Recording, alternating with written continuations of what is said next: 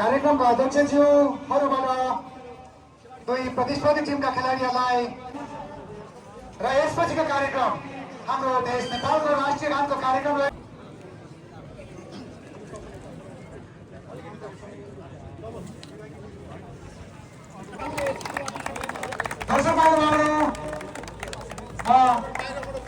Bhogendra Yadav, assistant referee 2 मा हुनुहुन्छ दीपक आले Magar, fourth यता पनि हो र एलेक्स सिटी फुटबल क्लबको बीचमा 16